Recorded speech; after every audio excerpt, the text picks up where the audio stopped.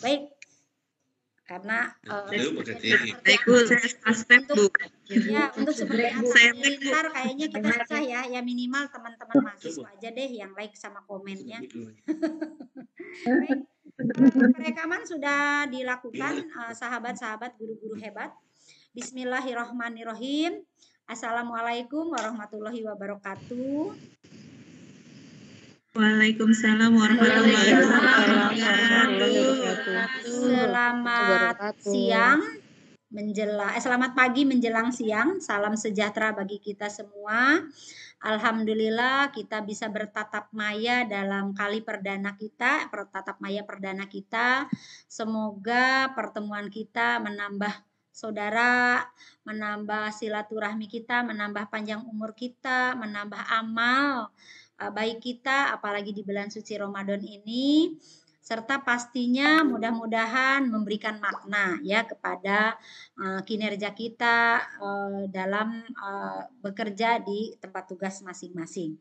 Baik, Bapak Ibu, sebelum memulai kegiatan, marilah kita ucapkan basmalah terlebih dahulu. Untuk yang non-muslim dipersilahkan berdoa menurut agama dan kepercayaan masing-masing. Untuk memulai kegiatan dalam mata kuliah pengantar pendidikan ABK, marilah kita sama-sama berdoa dengan membacakan basmalah. Bismillahirrahmanirrahim. Ya Allah, mudahkan, lancarkanlah segala usaha dan urusan kami. Amin, amin. Ya Robbal Alamin. Baik, karena ini pertemuan pertama, mungkin pertemuan pertama ini kita akan isi sesi dengan perkenalan dan perkenalan saya selaku tutor maupun nanti teman-teman supaya tahu di sekolah mana, jangan-jangan ada yang dekat dengan rumah saya, jangan-jangan ada yang tahu saya lagi pakai daster, jadi nanti TST ya, tahu sama tahu.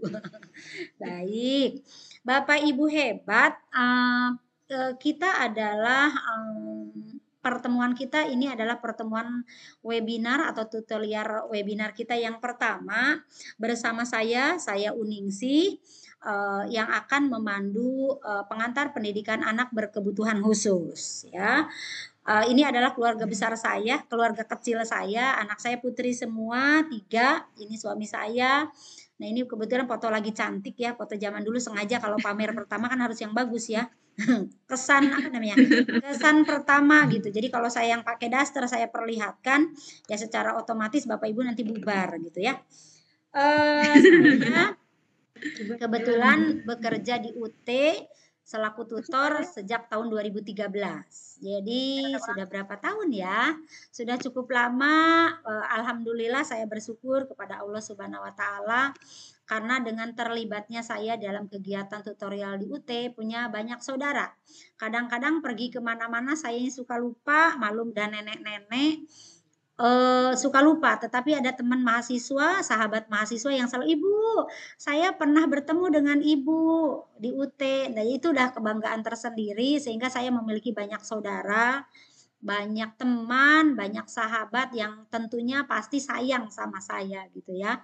Baik Bapak Ibu, untuk mata kuliah PDGK 440 pengantar pendidikan anak berkebutuhan khusus ini saya baru kurang lebih 5 atau sampai 6 tahun saya menggeluti mata kuliah ini karena mata kuliah PDGK 4407 ini semula dan mulai muncul di UT ini tahun 2013, tetapi semula mata kuliah ini tidak ditutorialkan, tetapi mulai tahun 2019 kalau tidak salah ya 2019 itu mulai ditutorialkan sehingga membutuhkan tutor dan alhamdulillah ditunjuklah saya sebagai tutor yang sharing atau ngobrol bareng tentang pengantar pendidikan anak berkebutuhan khusus. Tugas definitif saya adalah pengawas di Kecamatan Cipondoh. Ya, mudah-mudahan sudah deal di Kecamatan Cipondoh ya.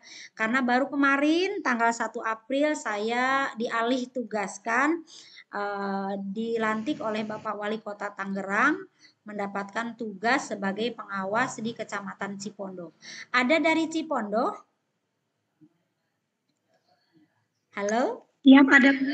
Ada, Bu. Ada, Bu. Ada ya, alhamdulillah kalau memang ada. Artinya nanti kita bisa bertatap muka ya, bukan hanya bertatap maya dengan saya, ngobrol bareng, diskusi bareng, kaitannya dengan pendidikan anak berkebutuhan khusus. Baik Bapak Ibu, sebelumnya saya bertugas di SD Bojong 1, Kecamatan Pinang. Ada dari Pinang? Nah, tidak ada. Alhamdulillah, kalau tidak ada berarti tidak ada yang tahu saya pakai daster. Ya, saya sebelumnya bertugas di SD Bojong 1 sebagai guru yang dapat tugas tambahan kurang lebih selama 4 tahun. Ya, 4 tahun, tahun 2017 saya diangkat kepala sekolah dan sekarang tahun 2022 saya diangkat menjadi pengawas baru beberapa hari ya. Kemudian saya bekerja sebagai guru dari mulai tahun 90, diangkat PNS saya tahun 90. Jadi sudah tua di sekolah saya itu gitu ya. Tempat tinggal saya di Buana Gardenia. Silahkan mampir yang sedang di sekitar Buana Gardenia, tepatnya di Blok C3 nomor 26, di bawah tower tinggi. Ada tower tinggi banget itu di samping rumah saya. Jadi penguasa tower Bapak Ibu ya. Itu mungkin perkenalan dari saya. Untuk perkenalan lebih jauh boleh Bapak nih Pak, siapa tadi yang WA-an Japrian, boleh japri dengan saya. Nomor saya ada di WA. Silahkan yang Japrian atau mau ada kepentingan yang bisa saya bantu, silahkan WA. Kalau misalnya nomor telepon saya ada di grup ya. Bapak Ibu, itu perkenalan dari saya. Silahkan mungkin untuk selanjutnya saya ingin kenalan terlebih dahulu dengan Bapak guru hebat mahasiswa UT UPBJJ Serang. Mangga Bapak siapa? Saya mau sambil checklist ya, izin sambil saya bagi 2 layar. Saya checklist, saya panggil namanya supaya nanti berurut menceklisnya, jadi saya nggak mencari-cari. Boleh saya kenal dengan Ibu Devi. Yang manakah Ibu Devi? Cekson Bu Devi. Devi Sartika. Halo Bu Devi. Tidak ada Bu. Tidak ada Bu. Sepertinya itu mahasiswa sisifam Bu. Oh, Ibu Bapak atau ini Bu Yulizar. Tidak ada Bu. Enggak ada Bu. Pak Iis, Bu Iis, apa saya salah? Kita kelas C Bu. Ini kelas C Bu. Tidak ada Bu. Ya, sorry. Berarti saya salah, itu kelas. Ini kelas C. Sebentar. Karena namanya itu bentar. Lia Musdalifah. Oh, yang nomor absen pertamanya siapa Bu? Musdalifah. Iya, Lia Musdalifah. Oh ya, siap. Ada ketemu Bu. Ya, Ibu Lia Musdalifah ya Bu ya. Oke, terima kasih. Iya, Ini Bu. karena saya masih bingung di laman tutor itu tidak ada nama kelas Bu. Ada namanya kode kelas 004 5004 5003 gitu. Jadi memang saya butuh penyesuaian. Baik. Sebentar saya besarkan dulu supaya saya bisa melihat wajah Ibu yang cantik dan ganteng sambil saya menceklis ya di laptop saya. Ini kursornya agak sedikit bandel karena dari pagi mungkin ya. Sebentar, saya bagi 2 layar. Ini dia. Salah. Ya, nah sudah terlihat. Baik. Ibu Lia, mangga Bu Lia. Halo. Ya, Assalamualaikum. Ya. Saya hadir Bu. Siap, ya Bu Lia. Iya, saya Bu. Iya Bu.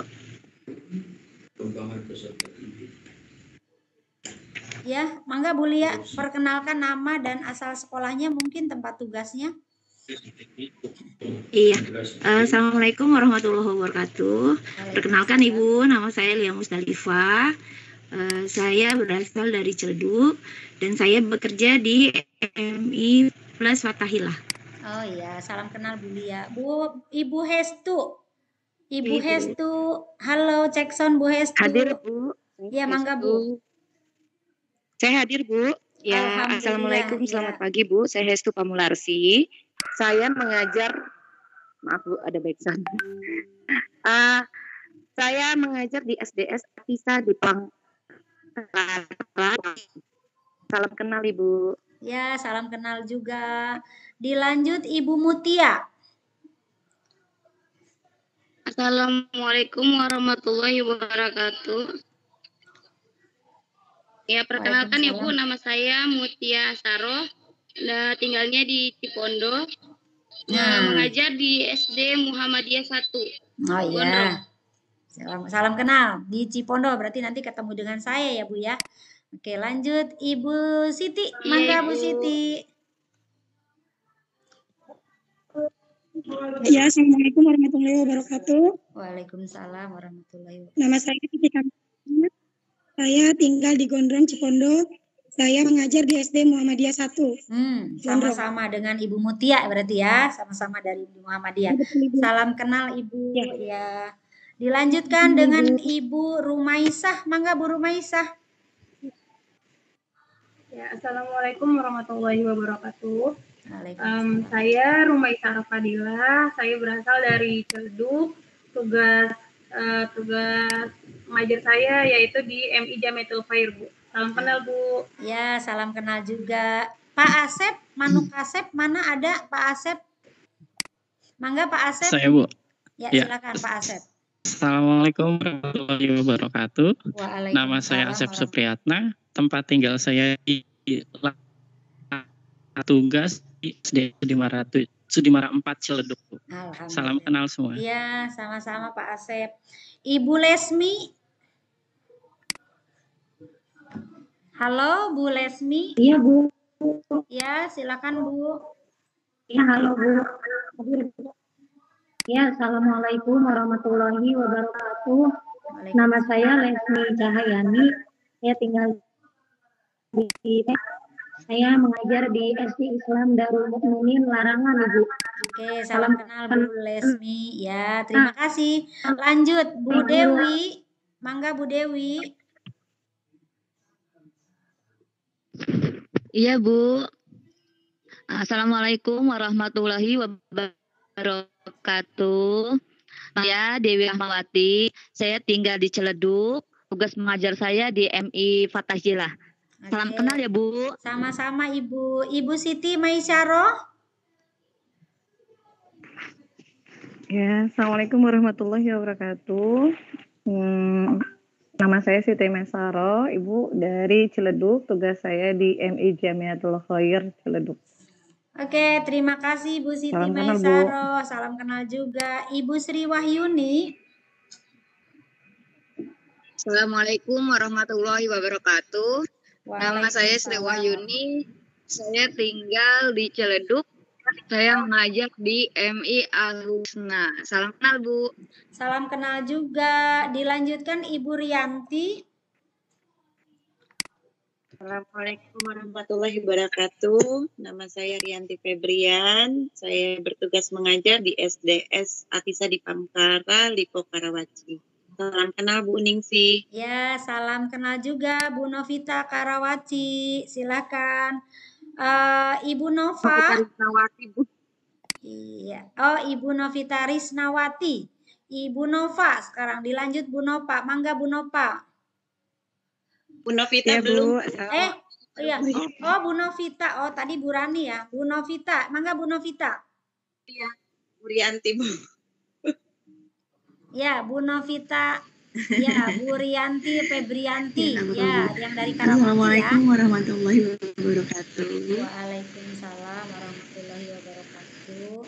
Mangga Bu Novita. Ya, Assalamualaikum warahmatullahi wabarakatuh, Ibu. Asal sekolah Bu, biar kita tahu. Nah, sepertinya. Ya, nama saya Novita. Asal sekolah dari SD Atisa di Pamkara, Lipo Karawaci, Bu. Oke, salam kenal, Bu. Salam kenal, tetanggaan sama Bu Riani, ya. Dilanjutkan dengan Bu Nova. Iya, dengan Ibu Rianti, dengan Bu Hestu. Iya, Bu Nova, mangga Bu Nova. Ya. Assalamualaikum warahmatullahi wabarakatuh, Ibu. Salam kenal. Saya Nova, tinggalnya di Ciledug, asal sekolah SDN Sudimara Barat 5. Oke, terima kasih Bu Nova Ciledug. Bu Neneng, mangga Bu Neneng. Assalamualaikum warahmatullahi wabarakatuh, Bu. Waalaikumsalam warahmatullahi wabarakatuh. Ya, saya tinggal di Ciledug, saya mengajar di MI Jamiatul Khair. Salam kenal, Bu. Ya, sama-sama Ibu. Ibu Rosana, Bu Rosana Giawa, mangga Bu Rosana. Saya Bapak-bapak. Oh, Bapak, punten Pak Rosana yang dari tadi nih, yang nitip-nitip WA ya. Saya tunggu WA-nya, Pak. Oh iya, Pak. Ya, Terima kasih Bu Rosana. Pak Rosana. Selamat pagi, Provinsi. Pagi. Perkenalkan Rasoni Kiawa, tinggal di Poris Indah. Nah, tugas di SD Poris Indah, Bu. Oke, Poris. Berarti masih Cipondoh ya, Pak? Iya, termasuk Cipondoh, Bu. Ya, mudah-mudahan nanti bisa kenal lebih dekat ya, Pak ya. Karena saya bertugas di Cipondoh juga. Dilanjutkan, mangga Bu Ida. Ya Bu, Assalamualaikum. Salam kenal Bu. Ya, sama-sama Ibu. Saya Bu Ida Soleha. Saya ngajar di SDN Kedaung Wetan Baru 1, daerah Neglasari, Kota Tangerang. Oke, terima kasih Bu Ida. Ibu Neng Yeni, mangga Bu Neng Yeni. Ya. Assalamualaikum warahmatullahi wabarakatuh. Nama saya Neng. Alamatnya di Paku Haji, mengajar di SDN Paku Haji 2. Oh, kabupaten berarti ya Bu ya? Iya.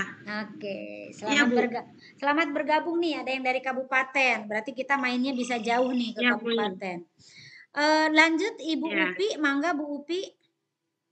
Ya, Assalamualaikum warahmatullahi wabarakatuh. Nama saya Upi Nurjana, tinggalnya di Ciledug, tugasnya di MI Jamiatul Khair. Terima kasih dari Bu. MI beberapa banyak temennya ya Bu Upi ya. Terima kasih Bu Upi. Kita lanjut dengan Ibu Siti Rahma. Assalamualaikum warahmatullahi wabarakatuh. Saya Ibu Siti Rahma, mengajar di MI Fathahillah, berasal dari Ciledug. Dari MI juga. Ya, terima kasih Bu Rahma.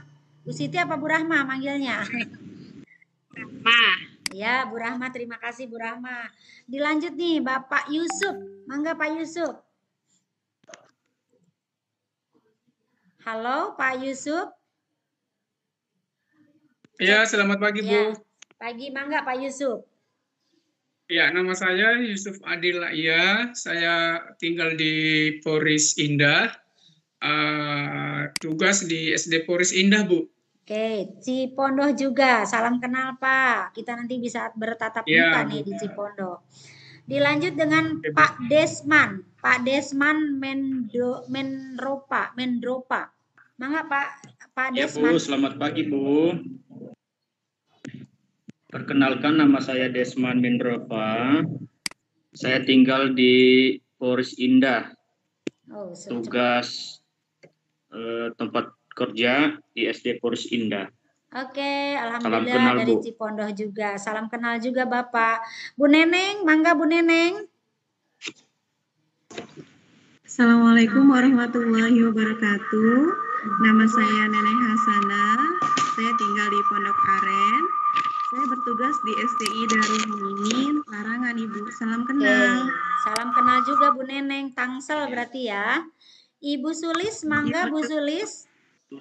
Selamat pagi Ibu. Pagi. Perkenalkan, nama saya Sulistiawati, mengajar di Atisa di Pamkara, Bu. Di Pamkara, di mana itu Pamkara? Atisa di Pamkara, Lipo Karawaci. Oh, Lipo ya, Karawaci ya. Terima kasih Bu Sulis. Mangga Bu EN. Lanjut Bu EN. Assalamualaikum warahmatullahi. Ya, Ibu, saya hadir. Ya, salam kenal Ibu. Nama saya Ibu EN Suharni. Saya mengajar di SD Paku Haji 2. Alamat saya di Paku Haji. Oke, berarti dari kabupaten ada 2 orang ya. Oke, salam kenal juga Bu EN. Dilanjut dengan Ibu Ria. Halo Bu Ria. Ya, halo Ibu. Assalamualaikum warahmatullahi wabarakatuh. Waalaikumsalam. Perkenalkan, nama saya Ria Fahria. Saya tinggal di Ciledug. Tugas mengajar saya di SDN Sudimara Timur 2, Ibu. Salam kenal, Ibu. Salam kenal juga, Bu Ria nih rajin kayaknya ada di sekolah nih. Oke, nggak apa-apa. Biar ini apa? Biar luas ya, karena pasti sepi nggak ada anak-anak. Ya, lanjut. Ibu Epa, mangga Bu Epa. Ya Bu, Assalamualaikum warahmatullahi wabarakatuh. Saya Bu Eva Radipah, Bu. Saya tinggal di Kreo. Tempat ngajar saya di SDI Darul Mukminin. Salam kenal, Bu. Salam kenal juga. Alhamdulillah. Kreo itu masuknya ke larangan ya. Saya save dulu. Iya, Bu. Larangan. Oke. Baik, sahabat-sahabat guru-guru hebat. Alhamdulillah hari ini sudah hadir semua sejumlah 26. Terima kasih atas kehadirannya. Semoga di pertemuan ini kita bisa terus bersilaturahmi dan saling bertukar pengalaman kaitannya dengan pembelajaran anak berkebutuhan khusus, gitu ya. Untuk selanjutnya kita cobakan perkenalan kita sudah berbagai macam ragam, ada yang dari kabupaten, ada yang dari Tangsel, kemudian ada juga yang dari kota Tangerang, banyak ya, ini Cipondoh, Ciledug, Larangan, Priuk, kemudian Karawaci juga ya, kita sudah berkenalan. Nah, Bapak Ibu, kita akan bertatap maya selama kurang lebih 120 menit dari tadi mulai kita masuk. Tidak bisa kurang dan tidak bisa lebih, sehingga tolong ingatkan jangan sampai saya kebablasan, khawatir mengganggu istirahat Bapak Ibu, karena pukul 12 itu kita harus istirahat ya. Rehat laptopnya, rehat pikiran kita. Sehingga yuk kita sama-sama ngobrol bareng selama kurang lebih 120 menit melalui alur pendahuluan, aplikasi, dan penutup. Di pendahuluan, selain kita kenalan tadi, kita akan mencoba bertanya jawab tentang orientasi tugas, orientasi tutorial, bagaimana menggunakan LMS, bagaimana tugas-tugasnya, dan tentunya nanti kita akan kenapa kita mempelajari tentang hakikat anak berkebutuhan khusus. Jadi silahkan disiapkan modulnya. Nanti di sesi kedua kita akan diskusi tentang penguasaan modul 1 yang mungkin mudah-mudahan sudah Bapak Ibu baca sehingga kita bisa ada bahan untuk berdiskusi. Melalui menggali informasi dari modul 1, kemudian curah pendapat, karena ini ada beberapa KB, ada 3 KB yang harus kita bahas. Nanti bersiap-siap siapa yang mau presentasi modul 1, siapa yang mau diskusi modul 2, KB 1, KB 2, dan KB 3. Lalu nanti kita curah pendapat kaitannya dengan penguasaan modul. Nah, nanti ditutup dengan kegiatan terakhir selama kurang lebih 10 menit, mohon maaf ini 50 menit saja. Selama kurang lebih 10 menit nanti kita akan melakukan penutup. Saya selaku tutor akan memberikan penguatan kaitannya penguasaan modul dan memberikan tindak lanjut yaitu tugas partisipasi. Itu Bapak Ibu untuk kegiatan kita hari ini. Bapak Ibu akan diskusi seperti yang telah saya sampaikan. Baik Bapak Ibu, sebelum dilanjutkan kembali, di sini saya ingin menyampaikan secara umum tujuan yang ingin kita peroleh atau ingin kita dapat sebagai mahasiswa UT. Mahasiswa UT itu adalah mahasiswa yang mampu menerapkan konsep belajarnya secara mandiri dan tutorial secara efektif dan dalam sistem UT. Ya, jadi Bapak Ibu adalah mahasiswa di UT yang merupakan salah satu perguruan tinggi negeri ya. UT adalah salah satu perguruan tinggi negeri. Mungkin sama dengan UI, sama dengan ITB, sama dengan Untirta, sama dengan UNJ. Jadi sama-sama sekolah negeri sehingga Bapak Ibu wajib berbangga menjadi mahasiswa UT. Cara berbangganya bagaimana? Bapak Ibu wajib belajar secara mandiri dan nanti mungkin tutorial yang hanya 8 pertemuan ini bisa dimanfaatkan seefektif mungkin. Fasilitas belajar yang disediakan di UT itu ada webinar yang sekarang sedang kita gunakan. Tutorial webinar di dalam aplikasi Microsoft Teams. Meskipun di Microsoft Teams ini sebetulnya kita bisa berdiskusi, bisa bertatap maya, bisa mengumpulkan tugas, tetapi UT menyediakan LMS ya, Learning Management System yang digunakan UT dengan laman lms.ut.ac.id yang digunakan sebagai salah satu tempat kita belajar secara asinkronus. Jadi nanti Bapak Ibu berdiskusi, berpendapat, mengumpulkan tugas di tempatnya di LMS. Meskipun untuk saat ini LMS UT masih dalam maintenance atau perubahan-perubahan sehingga kadang-kadang bandwidth-nya nggak kuat. Sehingga kadang-kadang low-nya juga lama, banyak trouble. Mudah-mudahan dalam 1 hari terakhir ini bisa segera maintenance, segera baik ya, sehingga kita bisa maksud ke sana. Untuk hari ini saya tidak akan mengajak Bapak Ibu berselancar di LMS, insya Allah minggu depan, sehingga Bapak Ibu bisa mengakses mulai nanti sore atau nanti malam. Jika ada kesulitan silahkan ngobrol di WA.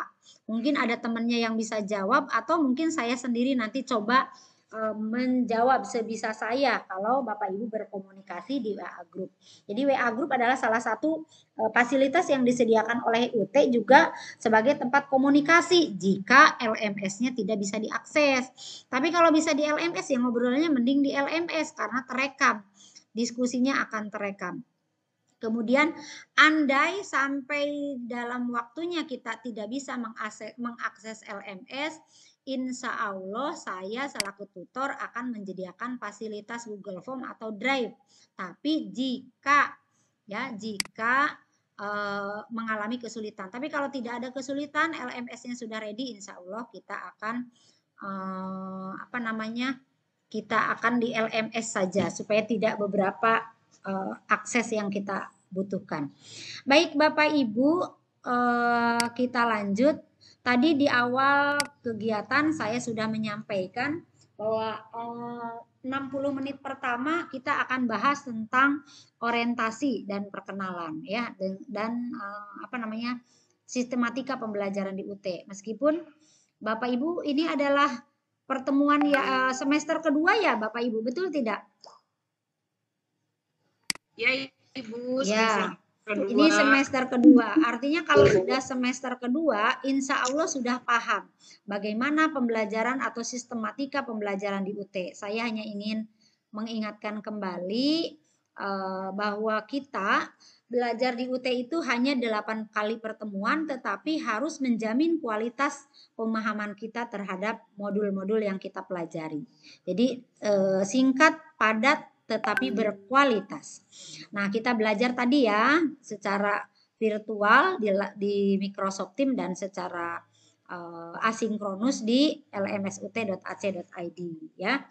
Nah, kemudian materi diunggah di kelas web seperti saat ini. Materi saya nanti saya unggah juga di LMS dan insya Allah YouTube channelnya nanti saya coba sharekan di grup agar Bapak Ibu bisa like, bisa komen, bisa subscribe ya. Mudah-mudahan bisa seperti Atta Halilintar, mimpi kali ya. Gitu ya Bapak Ibu. Kemudian untuk interaksi sinkronus tadi sudah saya sampaikan melalui web. Untuk pemberian tugas dari tutor, pengumpulan tugasnya yaitu di kelas virtual pada sesi ketiga untuk tugas 1 ini sudah selesai, artinya nanti kita evaluasi sesi 5 untuk tugas tutorial 2, sesi 7 untuk tugas tutorial 3 untuk evaluasi dan refleksinya. Tetapi untuk penilaian dan balikan ya, tetapi pemberian dan pengumpulannya sebelum tugas tutorial 3. Nanti dijelaskan lebih mendalam untuk hal yang ini ya.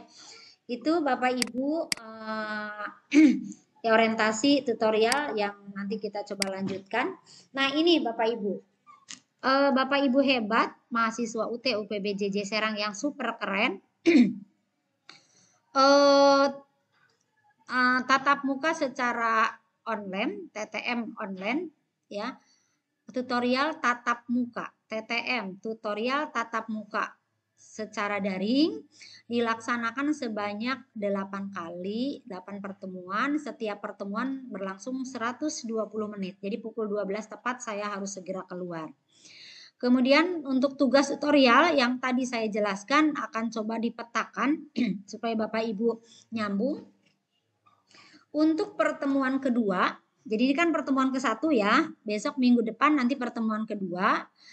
Saya di akhir pertemuan kedua, di penutupan pertemuan kedua akan memberikan tugas tutorial ke-1. Nah ini dikesetorkan, dikumpulkan 3 hari setelah TUEB 2. Maksud saya begini, minggu depan saya akan memberikan tugas tutorial 1.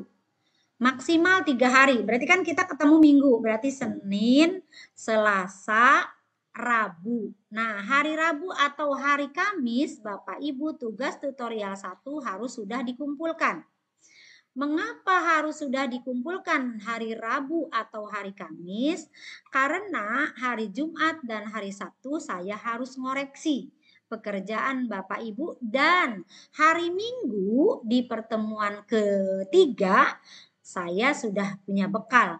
Siapa nilai tertinggi, siapa nilai terendah, mengapa tertinggi, mengapa terendah, mengapa jawabannya A, mengapa jawabannya B, dan nanti kita refleksi, kita evaluasi kelebihan, kekurangan kita tentang penguasaan modul yang sudah dipetakan. Nah, itu.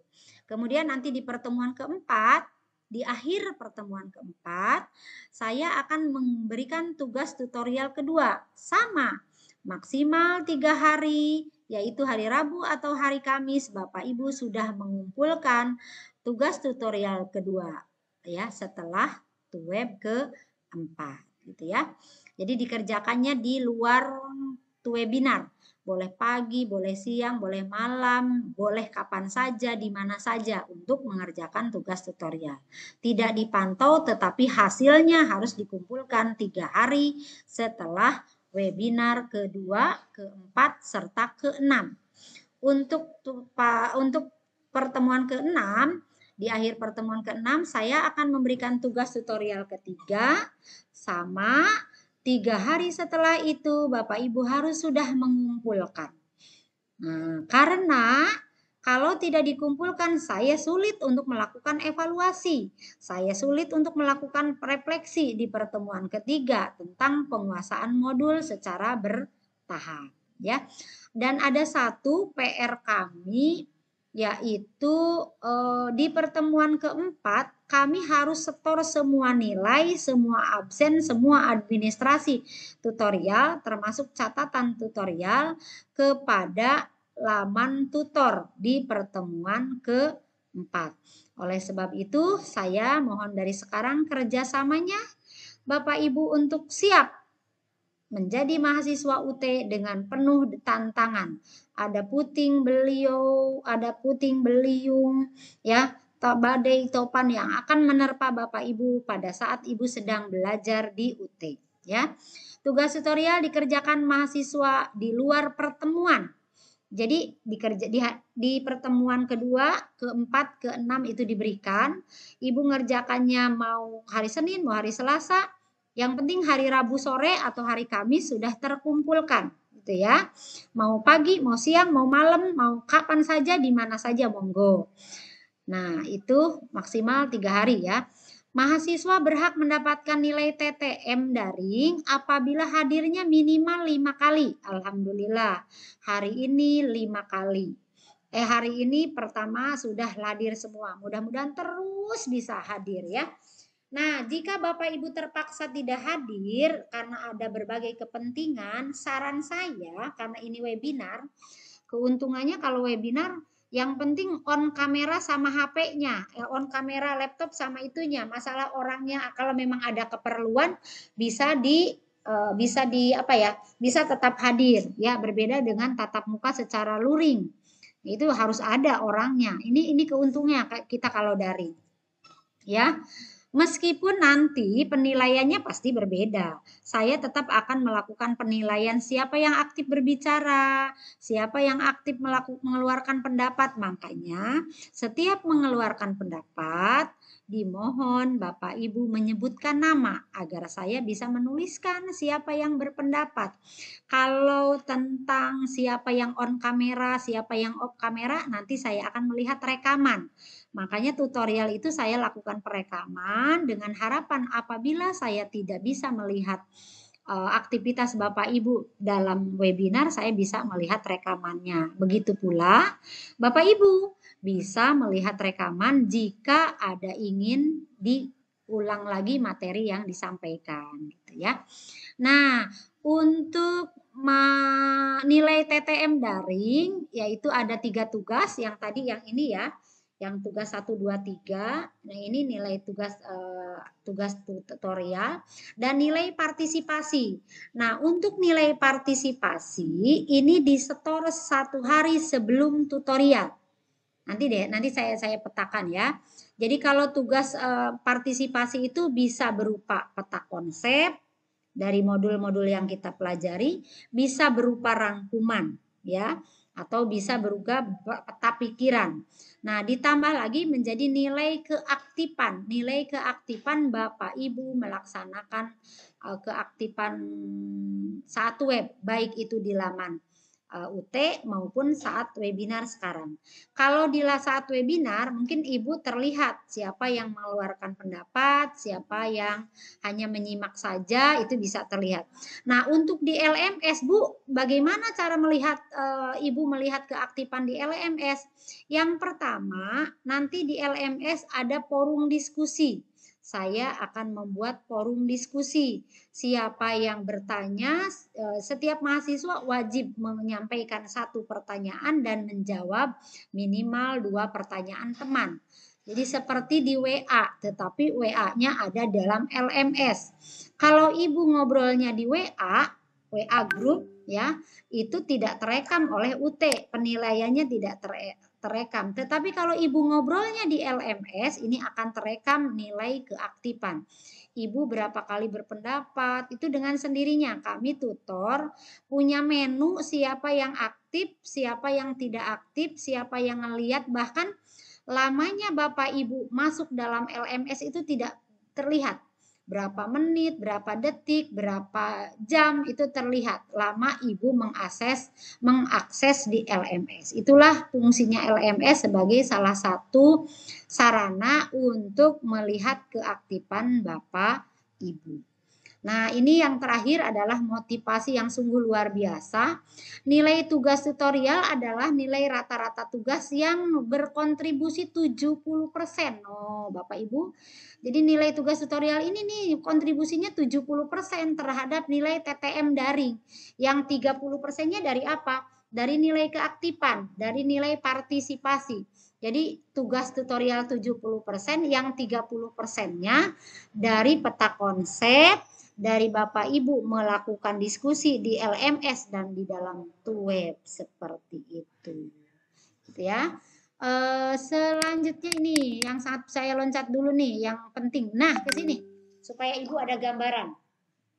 Sebelum nanti saya naik lagi ke atas, supaya Bapak Ibu ada gambaran. Pola perkuliahan kita akan bertemu dari mulai web 1, mana kursornya? Ini. Dari mulai web 1, 2, 3, 4, 5, 6, 7, 8. Nah, ini pertemuan kita 8 pertemuan. Apa yang kita pelajari? Di web 1 kita belajar modul 1. Ya. Di web 2 kita belajar modul 2 dan 3. Di web 4 kita belajar modul 4. Di web 3 kita belajar modul 4, di web 4 kita belajar modul 5 dan 6, di web 5 kita belajar modul 7 dan di web 6 kita belajar modul 8, di web ke-7 kita modul 9. Di pertemuan ke-8 terakhir kita hanya evaluasi dan refleksi gitu ya Bapak Ibu. Nah, untuk modul 1, 2, 3 ya 1, 2, 3 sampai 9 siapa yang presentasi? Nanti bergantian secara kelompok. Jadi ini adalah tugas kelompok yang harus Ibu selesaikan. Untuk modul 1 tidak ada tugas kelompok karena saya anggap Bapak Ibu baru bertatap muka, bertatap maya. Sehingga tidak ada kelompok yang mempresentasikan modul 1. Yang nanti Bapak Ibu presentasikan hanya modul 2 sampai modul 9. Nah, oleh sebab itu, kepada ketua kelas, halo ketua kelas, siapakah ketua kelasnya, Bapak atau Ibu? Pak Asep, Bu. Hadir, Bu. Ketua kelasnya Pak Asep, ya. Ketua kelasnya Pak Asep, Anu Kasep. Kalau Asep, kalau orang Sunda, Kasep itu ganteng. Saya lihat juga orangnya ganteng, ya. Karena laki-laki ya Pak ya. Baik. Iya, Bu. Ini tugas perdana pertama dan selanjutnya nih untuk Pak Asep.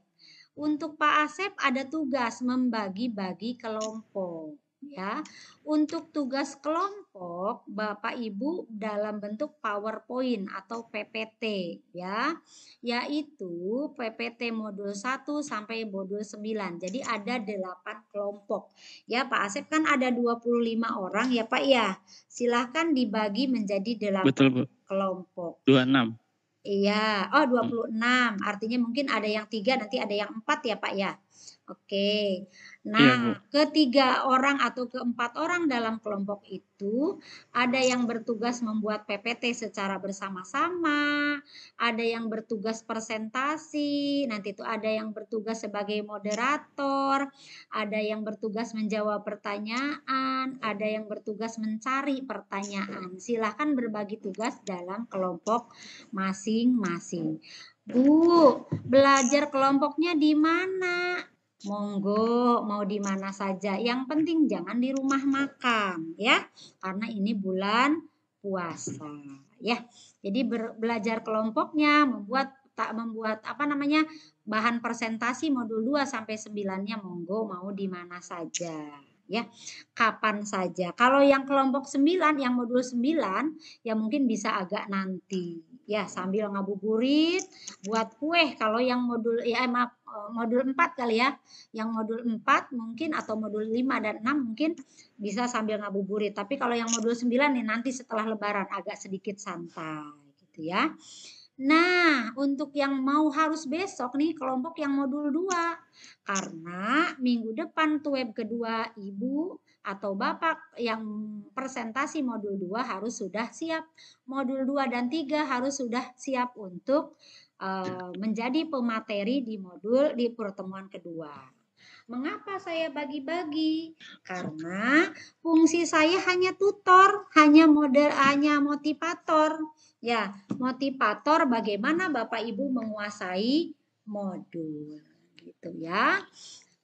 Kemudian ada tugas partisipasi. Nah, ini yang ini nih, yang setelah tanda panah. Ini adalah setelah tanda panah yang warna hitam adalah tugas partisipasi bersifat individu. Kalau ini bersifat kelompok, kalau ini bersifat individu. Jadi setiap orang, setiap mahasiswa wajib kudu harus membuat tugas partisipasi berupa peta konsep atau berupa rangkuman boleh, setiap modul. Kapan Bu mengerjakannya? Bertahap.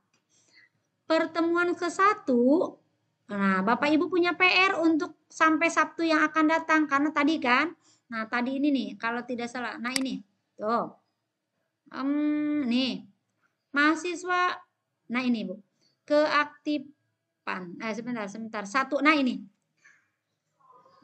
ke laman UTE, bukan yang ini, bentar. Oh ini nih kayaknya ini deh. Nah sebentar, ada yang belum, oh belum, berarti nanti ya, nanti deh. Nah Bapak Ibu, untuk tugas partisipasi modul 1 sampai 8 sampai 9 ini dibuat secara individu. Ya, ini kelompok untuk presentasi, ini individu.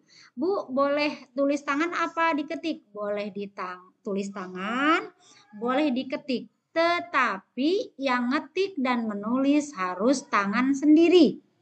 Nggak boleh nyuruh orang lain. Kenapa nggak boleh nyuruh orang lain atau copy paste dari karya orang lain? Yang pertama, nanti Bapak Ibu tidak akan terekam dalam alam pikiran Bapak Ibu kalau yang mengetik atau yang membuat orang lain. Boleh hanya selembar, boleh 2 lembar, bebas sebebas-bebasnya. Tetapi tugasnya harus diupload ke LMS. Kalau LMS-nya sudah siap, kalau tidak berarti nanti saya menyiapkan drive ya. Nah, kalau menulis tangan, Bapak Ibu tulis tangan, ngerjakannya sambil ngajar. Bapak Ibu tulis tangan, ngerjakannya sambil tengah malam, sambil dakoman. Karena di rumah tidak ada laptop, tidak ada komputer, maka tulis tangan sangat boleh. Ya, tulis tangan, tapi nanti tulis tangannya dipoto atau di scan ya, di scan dan dirubah dalam bentuk PDF. Ya, begitu pula kalau Bapak Ibu diketik, ya, saya mah pengennya diketik. Nah, Bapak Ibu membuat peta konsepnya diketik, boleh sekali ya, boleh sekali diketik. Dalam filenya dalam bentuk PDF. Jadi wajib semuanya dalam bentuk PDF. Bu, mengapa harus pakai PDF? Agar nanti di LMS saya mudah mengaksesnya. Karena PDF laman kita bisa dalam bentuk, sebetulnya Ibu Bapak bisa dalam bentuk lain selain PDF, tetapi saya mengalami kesulitan kalau Bapak Ibu share-nya dalam bentuk Word. Saya harus mendownloadnya. Tetapi kalau PDF itu di dashboard laman UT bisa saya langsung lihat pekerjaan Bapak Ibu dan langsung saya nilai nanti di LMS-nya. Jadi bekerjanya cukup 1 kali gitu ya. Nah, ini Bapak Ibu yang warna merah nih. Kenapa saya berikan tanda merah? Supaya Bapak Ibu bersiap. Ya, Bapak Ibu bersiap bahwa di akhir minggu kedua saya akan memberikan tugas tutorial 1 yang akan mengevaluasi kemampuan Bapak Ibu menguasai modul 1, 2, 3 dan dikerjakannya sendiri mandiri di luar web yang tadi sudah saya jelaskan. Dan ini wajib kudu tulis tangan. Ya, ini ketentuan dari Pak Direktur UT. Ya, UT Serang, Pak, waktu itu kami sedang rapat, Pak Direktur, tugas mahasiswa, tugas tutorial 1, 2, 3, apakah boleh diketik? Pak Direktur menegaskan tidak boleh. Harus tulis tangan. Untuk tugas tutorial 1, 2, 3. Tadi ya, tugas tutorial 1, penguasaan modul 1, 2, 3. Mengapa harus hari Rabu atau Kamis dikumpulkan? Kita ketemuan hari Minggu. Oke, Senin, Selasa, Rabu. Nah, hari Kamis sudah terkumpul. Maksimal, hari Rabu syukur. Ya, maksimal hari Rabu atau hari Kamis sudah terkumpul. Kenapa Bu Uningsi harus segera terkumpul? Karena nanti di pertemuan ketiga kita akan ngobrol bareng, melakukan evaluasi dan refleksi penguasaan modul 1, 2, 3. Mana nilainya yang paling tinggi, siapa yang paling tinggi, siapa yang paling rendah, kenapa tinggi, kenapa rendah. Ibu bisa komplain, Bu, saya kan. Nah, nanti Ibu akan berjibaku di pertemuan ketiga. Untuk tugas tutorial di tugas tutorial 2 di pertemuan kelima nanti akan berjibakunya. Kemudian di tugas tutorial 3 di pertemuan ke-7 kita akan berjibaku mengevaluasi, merefleksi penguasaan modul 7, 8, 9. Nah, Bapak Ibu Bu, boleh nggak saya telat? Untuk tugas tutorial 1, 2 ini tidak boleh telat. Mengapa Bu tidak boleh telat? Sebab ini yang saya bold. Nah, karena ini nggak bisa diwarnain. Ini yang saya warnain, ini yang saya blok warna hitam ini. saya selaku tutor memiliki kewajiban mengupload tugas-tugas Bapak Ibu. Tugas saya tutor, baik itu catatan tutorial, administrasi ketutoran lah. Saya wajib mengupload administrasi ketutoran pertemuan ke-1, ke-2, ke-3, ke-4 ke laman tutor. Jadi kalau Bapak Ibu telat, maka nilai Bapak Ibu tidak akan terupload. Jadi nih pertemuan ke-1, ke-2, ke-3, ke-4 mohon berpegangan tangan. Bapak Ibu berpegangan tangan dengan waktunya karena puting beliungnya tambah kenceng. Apalagi tadi di kelas sebelumnya Bu, saya itu kan H-1 Bu, pertemuan keempat itu H-1. Saya jadi khotib di Idul Fitri. Saya menjadi panitia di Idul Fitri. Bahkan saya biasanya 1 minggu sebelum Lebaran itu saya pulang kampung. Kampung saya nggak ada sinyal. Nah, oleh sebab itu itulah puting beliung yang selanjutnya. Jadi tidak ada alasan pulang kampung atau mau nyembelih kambing, mau nyembelih sapi, persiapan Idul Fitri, bikin kue, bikin nastar, bikin apa lagi pokoknya yang bau-bau Idul Fitri tidak bisa menjadi alasan Bapak Ibu dalam menyelesaikan tugas. Nah, inilah angin puting beliung, badai topan, petir, geledek akan datang. Ya, suami kita minta dibikinin kue, Bu, megang modul mulu. Kapan ini untuk saya mau bikin kue? Anaknya juga begitu dan seterusnya. Pasti ini akan berat sekali kuliah di UT menjelang Idul Fitri ini sungguh luar biasa. Saya pun merasa subhanallah. Gimana ini? Bahkan saya punya mata kuliah setiap hari Minggu itu masuknya jam terakhir yaitu mata kuliah PKM pukul 16.45. Pukul 14. Pukul 14.45. Pukul 14.45 berarti kan sampai 2 jam kan, pukul 16.45.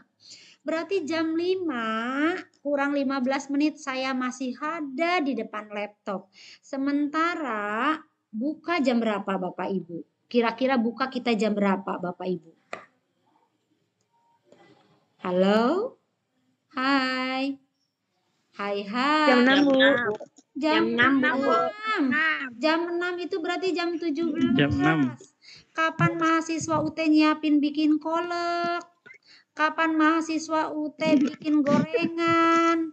Kapan ngabuburitnya, Bu? Kapan ngabuburitnya? Nah, itu dia. Nggak ada, Bu. Itu dia. Sengaja saya sampaikan dari awal supaya nanti tidak ada alasan, Bu, saya lagi ngabuburit di mall. Bu, saya lagi ngabuburit di motor. Jadi tidak ada mahasiswa UT yang seperti itu. Karena kita sudah kontrak belajar kita. Belajar di UT, di mana saja, kapan saja harus siap. Begitu. Apalagi mau Idul Fitri nih. Kebayang, Bu. Pertemuan terakhir itu kita udah H-1. Ya di masjid harus udah bersih-bersih. Ya kan? Si ibu-ibu harus sudah mulai bikin opor, bikin ketupat, belum ke pasar. Nah, itulah. Oleh sebab itu bersiap mendelegasikan wewenang Bapak Ibu bikin ketupat, mendelegasikan wewenang Bapak Ibu menyembelih sapi dan sebagainya. Karena di H-1 kita masih berjibaku ya dalam webinar. Angin peting beliung pasti bertebaran, berhembusan kencang. Jadi bersiap untuk berpegangan, bersiap untuk mencicil supaya nggak pusing. Ini trik dari saya. Modul 6 karena pasti ditagih, modul 4, modul 5 pasti ditagih. Bapak Ibu sudah mulai dari sekarang. Nyicil-nyicil. Jadi nanti pas pertemuan ke-4, Bapak Ibu sudah tinggal ngerjakan tugas tutorial saja. Tugas peta konsepnya udah selesai, tinggal upload. Begitu bahkan mungkin nanti saya coba akan membuka uploadannya sampai minggu ke modul pertemuan keempat itu sudah bisa dibuka. Supaya kita nyicil pas mau webinar itu hari Minggu doang kita konsentrasinya. Hari Seninnya udah konsentrasi ke nastar. hari udah konsentrasi atau hari Jumatnya kita sudah konsentrasi kue kacang gitu yang banyak bikinnya, yang dekat dari Cipondok kirim ke Korwil, kan begitu. Karena pengawasnya nggak bisa bikin kue, berarti kita nunggu dari guru atau dari sekolah seperti itu. Karena kami kalau pengawas itu memang tidak ada cuti, Bu. Tidak ada libur. Kami tidak ada, hanya libur Idul Fitri saja 2 hari, tanggal 1 dan tanggal 2 saja. Jadi hari itu kami masih bekerja. Jadi kami bersiap nanti bikin nastar sama kue kacangnya di Korwil kayaknya. Jadi gitu ya Bapak Ibu. Sengaja saya sampaikan supaya Bapak Ibu bersiap. Itu ya. Ada yang ingin ditanyakan kaitannya dengan ini? Monggo. Silahkan. Saya hitung sampai 3 ya. Kalau tidak ada yang bertanya, artinya sudah paham. Ya, mangga. Dengan Bapak siapa, Pak? Bu, boleh bertanya? Oh iya, boleh. Dengan Pak Desman. Nama Pak Desman. Saya hanya mau, tentang tugas-tugas tadi ya Bu ya. Hanya saya mengingatkan aja apakah betul yang saya tulis nih ya Bu ya. Itu yang tugas partisipasi itu bisa ditulis tangan dan bisa diketik ya Bu ya. Betul. Nah kemudian tugas TUEB itu 3, 5, dan 7 itu tulis tangan. Betul, wajib tulis tangan, betul. Yang tugas partisipasi tadi itu dalam bentuk apa ya Bu ya? Apa kita melalui dari modul itu kita rangkum atau bagaimana ya bentuknya seperti apa? Baik, ya terima kasih Pak Desman, sudah saya catat. Siapapun yang bertanya mengeluarkan pendapat saya catat ya Bapak Ibu supaya saya tahu keaktifan Bapak Ibu supaya saya melakukan penilaiannya objektif. Baik Pak Desman, untuk tugas partisipasi boleh tulis tangan, boleh diketik. Tadi apa ya pertanyaan saya lupa nih. Ya, boleh bentuknya ya Pak ya. Oke, untuk bentuknya boleh peta konsep, boleh rangkuman. Saran saya sih lebih enak peta konsep ya. Kenapa peta konsep itu satu singkat. Padat gitu ya, singkat padat. Nanti narasinya Bapak Ibu lebih ke pada saat Ibu Bapak mengeluarkan pendapat.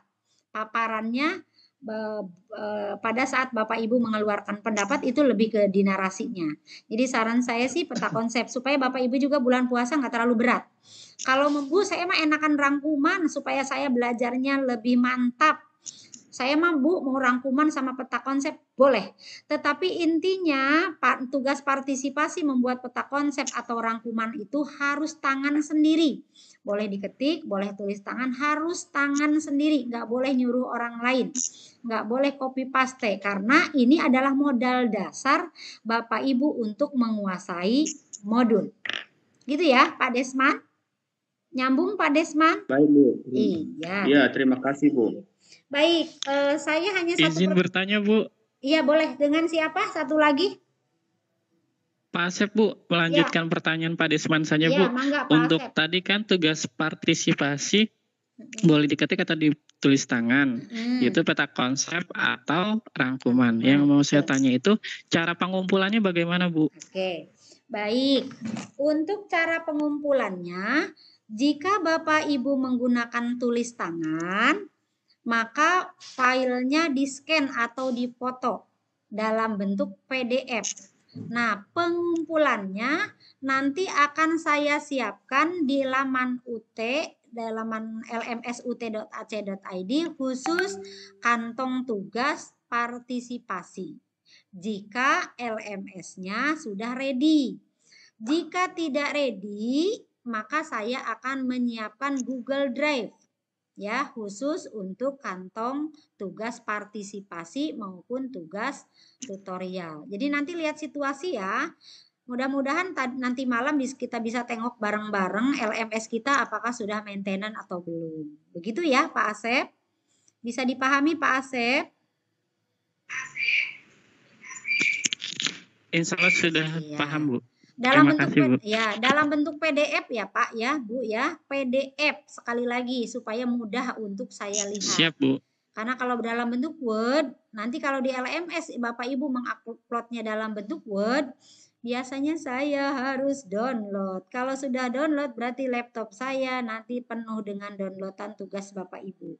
Untuk menghindari, jadi kita cukup menyimpan filenya di langit saja, di tol langit LMS gitu ya. Supaya laptop kita tidak terlalu penuh ya dengan materi-materi yang bisa kita simpan di dunia maya gitu ya.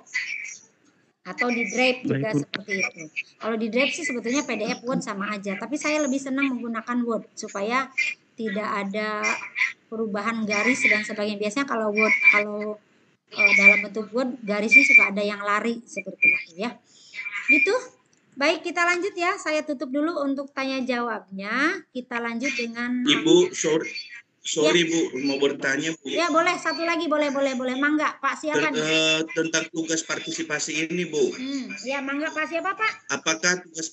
Apakah tugas partisipasi ini dikumpul setiap kali pertemuan atau sekaligus nanti Bu? Oke, keren nih pertanyaan dengan Pak siapa Pak? Rasoni Bu, Rasoni Kiawa. Ya, Pak Rasoni, Pak Soni ya saya panggil. Oke. Baik Pak Soni, keren sekali pertanyaannya. Untuk tugas keaktifan membuat partisipasi wajib dikumpulkan 1 hari sebelum tutorial. Misalnya, peta konsep modul 1 dan modul 2 wajib dikumpulkan hari Sabtu. Ya, kan kita ketemuan hari Minggu ya. Aduh, angin puting beliung mulai berterpaan. Pak Soni sudah mulai pegang-pegang kepala. Waduh, tugas saya banyak banget Bu. Apalagi saya bendahara bos. Mau kasih kurikulum. Aduh, pokoknya tambah loba. Nah, itulah mahasiswa UT. Makanya di UT itu terjamin kualitasnya. Jadi mahasiswanya sudah biasa terterpa angin puting beliung. Wah, udah giginya sudah mulai nyeringai. Ini senyumnya sudah senyum pahit sekali kata Pak Soni gitu ya.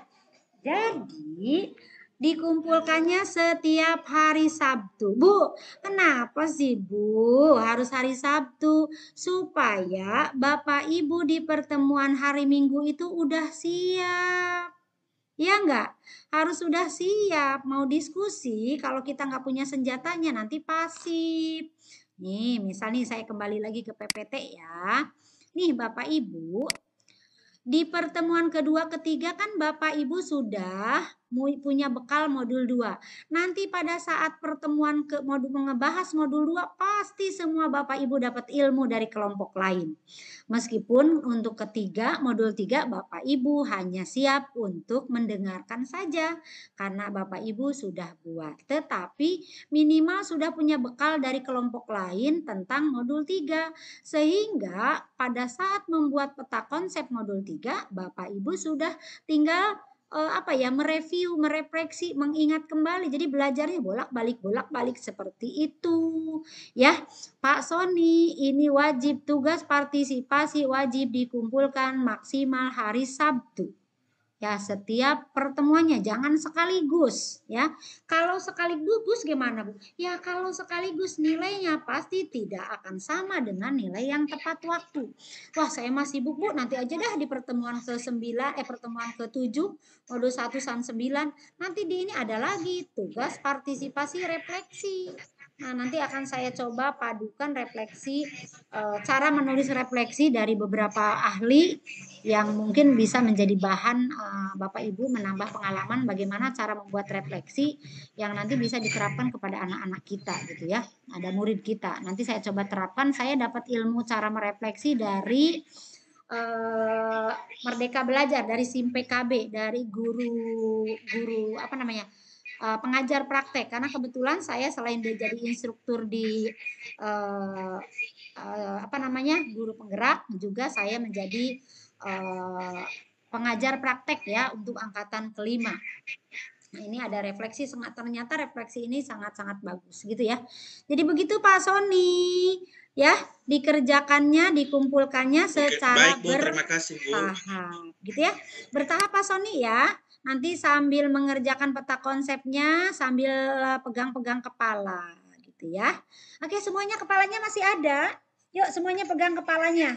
Ayo, kepalanya garuk-garuk, kepalanya udah garuk, gatel, tugas pasti bejibun. Pegang, ayo Pak Asep pegang tarang. Tarang itu apa ya? Jidat ya, jidat ya, betul. Pegang jidatnya, pegang kepalanya. Yuk, kita semua refleksi dulu yuk. Kepala ku trek, trek, trekcing, ingin selalu bahagia, trek, trek, trekcing, dan selalu awet muda, trek, trekcing. Terima kasih. Udah trekcing, Pak. Pak Sony siap? Ya, siap ya Pak Sony. Puting beliung sudah mulai Siap, Bu. turun. Angin topan badai sudah mulai turun. Nanti istrinya pasti ngomel-ngomel. Bapak, ayo dong, gitu kan? Kok Bapak depan modul terus? Bapak depan laptop terus, itu angin puting beliung di rumah. Kepala sekolah di sekolah. Pak Sony, SPJ Bos sudah beres apa? Belum. Cepetan. Angin puting beliung kedua.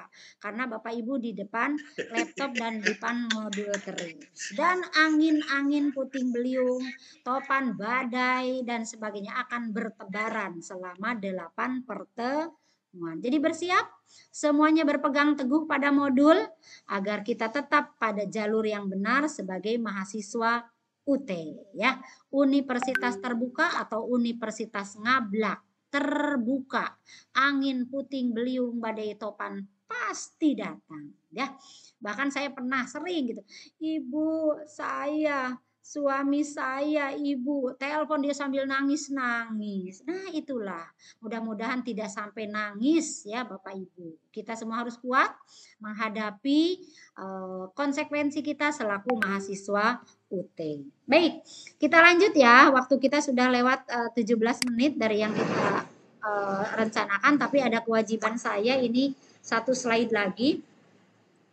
Ada satu slide. Nah, ini yang tadi ini sudah ya, nggak saya ini kan karena untuk laman tadi sudah sekilas, untuk laman praktek juga sudah tadi. Nanti mungkin di mata kuliah praktek. Nah, ini satu yang wajib Bapak Ibu sepakati bareng-bareng. Kontrak belajar tata tertib lah kayak gitu ya. Yang pertama, nanti kalau Bapak Ibu nggak setuju, nah ini yang tadi kelas tadi ini tidak setuju nih, makanya nomor 3 putih.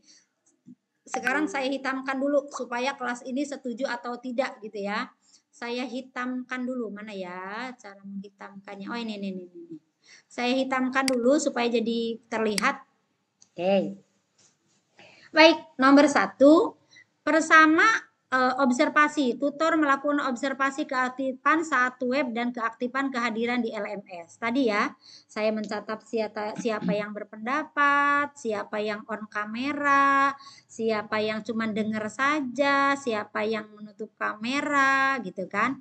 Kemudian di LMS juga siapa yang akses ke laman, siapa yang berdiskusi, siapa yang upload, semua akan terekam di LMS. Kemudian tugas partisipasi tadi ya yang sudah ditanyakan, membuat peta konsep dan dikumpulkan tepat waktu. Ya, peta konsep atau ini kalau untuk tugas individu yaitu dikumpulkannya hari Sabtu ya, setiap tugas yang tadi disebar. Nah, untuk tugas membuat PPT harus siap pada saat presentasi ya. Disetorkannya di grup saja. Jadi Bapak Ibu yang membuat PPT kelompok untuk persiapan, kalau bisa 1 hari sebelumnya sudah di-share di grup. Misalnya PPT modul 1 sudah di-share di grup agar teman-temannya bisa mempelajari terlebih dahulu 1 hari sebelumnya. Kemudian hadir tepat waktu. Nah, ini juga tidak bisa berlaku kalau menurut pendapat saya. Kenapa tidak berlaku? Karena Bapak Ibu sudah tinggal di dalam kelas ini. Saya yang harus datang gitu ya. Dan tidak bisa 15 menit karena waktu sebelumnya saya berada di kelas lain. Jadi makanya ini saya putihkan tadi. Selalu hadir tanpa meninggalkan room selama tutorial. Jika ada keperluan silahkan di kameranya ditutup, misalnya ada keperluan mau ada tamu, ngobrol atau apalah yang tidak bisa ditinggalkan. Kemudian atau Bapak Ibu ada kegiatan apalagi nih habis lebaran kan biasanya banyak yang pesta ya. Ada yang pesta, ada yang apalah yang tidak bisa ditinggalkan. Kalau kondangan kan bisa misalnya malam atau hari yang lain kan bisa. Tapi kalau kita yang menyelenggarakan kan tidak bisa. Maka cukup Bapak Ibu hadir saja di webinar, bisa ditutup kameranya, asalkan izin terlebih dahulu. Bu, saya mohon maaf off kamera karena apa gitu ya. Kemudian menyalakan kamera atau mic saat berpendapat, betul. Kemudian mematikan mic jika tidak sedang berbicara. Saat berpendapat mohon mengangkat tangan sebelum berbicara atau menyebutkan nama ya, supaya saya bisa mencatat. Kemudian memberikan pertanyaan dalam kolom chat kalau tidak dapat kesempatan. Kalau ada kesempatan ya silakan langsung. Kalau tidak, misalnya banyak waktunya habis, silakan di kolom chat. Nanti mungkin di akhir sesi saya coba menjawab. Kemudian mengisi link daftar hadir ini juga tidak saya gunakan karena kita sudah punya rekaman. Ada rekaman secara nanti di YouTube. Jadi saya tahu siapa yang tidak hadir dan siapa yang hadir. Kemudian mengumpulkan tugas tutorial yang tadi ya harus tepat waktu, hari Rabu atau hari Kamis setiap akhir tugas minggu ke-2, ke-4 dan ke-6 untuk tugas tutorial 1, 2, 3. Rajin belajar, mengisi formatif. Silakan Bapak Ibu untuk mengisi formatif, saya coba ingin diskusi tekniknya. Mangga Bapak Ibu buka modulnya, semuanya buka modulnya. Karena ini penting sekali saya bahas nih Bapak Ibu. Mangga. Modulnya silakan dipegang, formatifnya dibuka, formatif 1 aja dari modul 1. Ada di halaman 1.17. Silakan dibuka halaman 1.17. Ada formatif Bapak Ibu? Halo? Ada Bu, ada Bu. Nah, ada, Bu. Ini formatif modul 1 sampai modul 8 wajib kudu harus diisi. Waduh, kata Pak Soni nambah deui wae eta tugas nu tadi bege lieur. Yang tadi aja pusing kata Pak Soni, ini Bu Ningsi udah ngasih tugas lagi aja. Nah, tugas selanjutnya isi formatif modul 1 sampai modul 9 bertahap ya. Bertahap. Ada yang seminggu cuma 2 modul, ada seminggu cuma 1 modul. Nah, cara mengisinya monggo Pak Soni, saya pengen menambah pusing Pak Soni. Setelah 8 pertemuan, beliau tidak tembem lagi sepertinya. Ya, tambah puasa, tambah tugas banyak, nanti jadi langsing. Ya. Langsung ciut. Iya, Bu. Mangga Pak Soni. Mudah-mudahan dengan pertemuan sama Ibu ini besok saya langsing. Nah, iya. Iya. Iya, monggo. Pak Soni, mohon dibantu. Untuk nomor 1, menurut Pak Soni jawabannya apa Pak Soni? Menurut saya B, Bu. Ya, nomor Pak Soni dasarnya dari mana? Pak Soni kok jawab B? Ada di halaman berapa Pak Soni? Tunggu ya Bu. Ya, yang lain boleh dibantu. Yang lain ada dibantu. Ada di halaman berapa? Kok jawabannya B?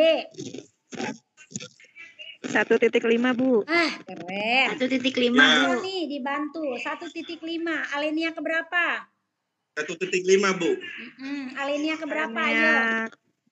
Keempat. Baris keempat. Baris keempat. Nah, barusan alinea ke-1 baris ke-4 ini Ibu atau Bapak kasih stabilo atau kasih pulpen. Garisin, ini buku nggak usah diwarisin ke anak cucu. Kalau anak cucu Bapak Ibu nanti masuk ke UT, nggak usah diwarisi modul. Modulnya pasti dikasih. Digaris bawahi. Sudah digaris bawahi? Dari mulai secara lebih halus kita dapat. Nah, digaris bawahi. Buka lagi formatifnya Bapak Ibu. Buka lagi formatifnya. Lalu di dalam formatifnya dituliskan jawabannya B. Boleh dilingkari, boleh disilang. Lalu kasih titik 1.5. Nah, kasih angka 1.5. Artinya jawabannya B, teorinya ada di halaman 1.5. Dan itu harus dikerjakan modul 1 sampai modul 5. Pokoknya itu modul sampai lecek. Ada angin puting beliung, topan badai, Bapak Ibu tetap berpegangan pada modul, ya. Gitu ya, Bapak Ibu. Bu, bagaimana nanti disetorkan tidak? Untuk mengerjakan formatif tidak disetorkan, hanya nanti saya sesekali bertanya. Bapak Ibu memperlihatkan apakah modulnya masih perawan ataukah sudah Bapak Ibu jama. Ya, seperti itu. Ya, contoh nih, nomor 1. Boleh bisa dilihat tidak? Oke, bisa dilihat tidak? Ya, jawabannya B. Nih, terlihat kan? Jawabannya B. Oh, 1.5 halamannya. Begitu ya. Ya, Bapak Ibu gitu ya. Terlihat ya? Nah, formatifnya seperti itu. Tidak disetorkan. Nanti mungkin sesekali saya secara acak mau bertanya. Misalnya, Pak Asep, coba modulnya lihat Pak Asep masih perawan apa masih gadis apa sudah dijamah. Nanti Pak Asep memperlihatkan, oh Pak Asep modulnya udah lecek. Berarti kan udah dijamah atau dijamahnya sama siapa. Begitu ya. Ya Pak Asep ya. Bercanda mohon maaf. Ya, itu Bapak Ibu kontrak belajar kita. Barangkali ada tambahan, mau ditambah apa lagi? Mangga kontrak belajar kita. Silahkan. Silahkan Bapak Ibu. Kalau tidak ada, kalau anak gadis, kalau diem aja berarti setuju. Dipinang sama orang tuanya, dijodohin sama orang tuanya. Yuk, siapa nih? Ibu Upi siap untuk meminang modul, mempelajari modul. Yum aja Bu Upi-nya tuh. Itu artinya setuju ya Bu Upi ya. Oke, kalau tidak ada kita lanjut ya. Kalau tidak ada kita lanjut. Baik Bapak Ibu. Bapak Ibu sekalian, mahasiswa UT yang super hebat, semuanya berpegangan terhadap modul. Bapak Ibu, kita mulai masuk ke dalam sesi modul ke-1. Mohon maaf waktunya tersita cukup banyak, jadi tidak sesuai dengan kesepakatan tadi di awal 60 menit atau 40 menit karena kita sudah lewat ya 27 menit 11:27. Mudah-mudahan cukup ya waktunya. Bapak Ibu semua pegang modulnya erat-erat, akan ada angin puting beliung selanjutnya. Baik Bapak Ibu. Bapak Ibu, di dalam modul ini kita memiliki tujuan umum. Nah, tujuan umum ini bisa Bapak Ibu baca di halaman 11 Romawi, tinjauan mata kuliah. Nah, di tinjauan mata kuliah, Bapak Ibu ada tujuan umum.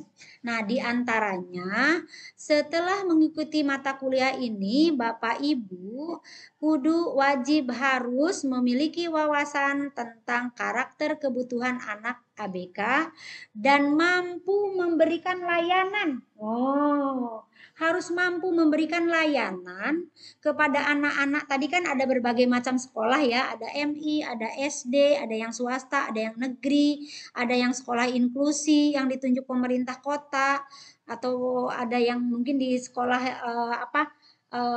di sekolah negeri biasa. Nah, Bapak Ibu wajib kudu harus, makanya ilmu pendidikan anak berkebutuhan khusus ini adalah ilmu terapan. Bapak Ibu dapat ilmunya, lalu Bapak Ibu terapkan di sekolah masing-masing sehingga pasti pembelajarannya bermakna ya. Baik. Nah, untuk kali pertama, silakan Bapak Ibu buka modulnya satunya. Halaman 1.1 ya, 1.1. Nah, di dalam halaman 1.1 Bapak Ibu diharapkan mampu menjelaskan. Nah, mampu menjelaskan apa? Mampu menjelaskan hakikat strategi pembelajaran. Apa itu strategi pembelajaran pendidikan anak berkebutuhan khusus? Dimulai dengan definisinya, jenis kebutuhannya, penyebabnya, dampaknya, hak dan kewajibannya.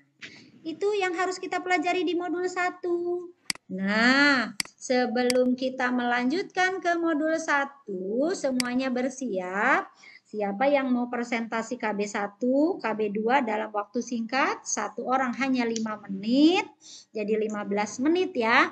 Nanti saya coba memberikan penguatan. Mangga, sebelum ke sana saya ingin menyampaikan, memotivasi bahwa pendidikan anak berkebutuhan khusus ini adalah yang urgen diberikan oleh pemerintah mulai tahun 2009. Jadi mulai tahun 2009 semua sekolah SD negeri wajib kudu mau menerima anak inklusi di sekolahnya. Tidak boleh pandang bulu. Ah, nggak boleh, kamu mah harus di SLB. Nah, itu dari tahun 2009. Jadi kalau ada Bapak Ibu yang mindsetnya membedakan kasta, membedakan strata, anak-anak kamu anak buta. Kamu buta, tidak bisa di sekolah negeri SD biasa atau SMP biasa. Maka yuk kembali ke jalan yang benar. Apalagi diperkuat dengan zonasi. Kalau ada anak yang ABK, baik itu ABK fisik maupun ABK mental, ada di sekitar sekolah, wajib kudu diterima di sekolah tersebut.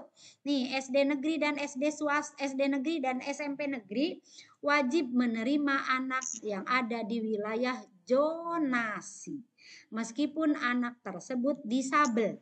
Nah, itulah bukan hanya sekolah inklusi. Hanya bedanya kalau sekolah inklusi, bedanya diberikan dana bantuan untuk pembelian alat peraga, pemberian honor untuk gurunya, baik untuk guru GPK maupun guru biasanya atau guru kelasnya.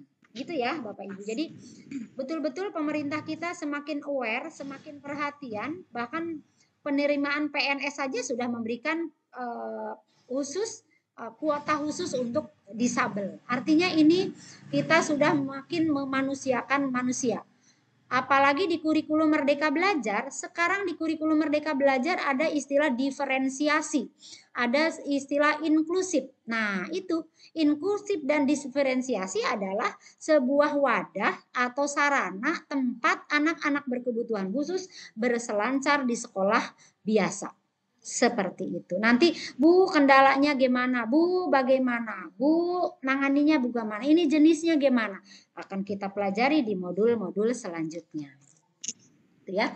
Bapak Ibu, saya skip yang ini karena pembagian waktu kita tidak tepat, harusnya 60 menit, waktu kita hanya 30 menit. Jadi hanya 10 menit. Baik Bapak Ibu. Mangga untuk modul 1 KB1 dipersilahkan untuk yang mau memaparkan. Ya, yang mau memaparkan boleh sambil baca modul, boleh yang sudah buat coret-coretan atau apa, boleh Ibu komunikasikan. Mangga.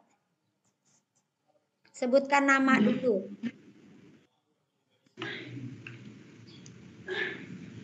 Oke, untuk minggu ini pasti kita terkendala, tapi untuk minggu-minggu selanjutnya, Bapak Ketua Kelas sudah pastikan siapa yang akan presentasi, gitu ya Pak ya.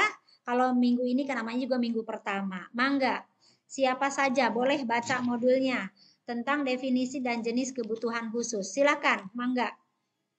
Yuk. Silakan. Halo, boleh baca kok Bapak Ibu. Yuk, saya minta Pak Desman sudah berpendapat, Pak Asep sudah, Bapak Rasoni juga sudah. Saya pengen perempuan kayaknya nih. Perempuan nih belum terdengar suaranya. Ibu-ibu kemana? Kartini. Yuk Kartini kelas B mana? Halo. Adakah gerangan Kartini? Tadi saya hanya mendengar suara bapak-bapak saja. Halo. Boleh sambil baca kok, Bu. Boleh hanya baca rangkuman juga boleh. Yuk, silakan. Jangan takut salah. Jangan takut bermain kotor ya kalau rinso ya. Ya, mangga Bapak Ibu. Boleh Bu, dari saya Bu. Oh, Bapak lagi, Pak Asep, kepala suku nih bertanggung jawab. Pada diem aja, udah dah. Pak Desman Bu. Pak siapa?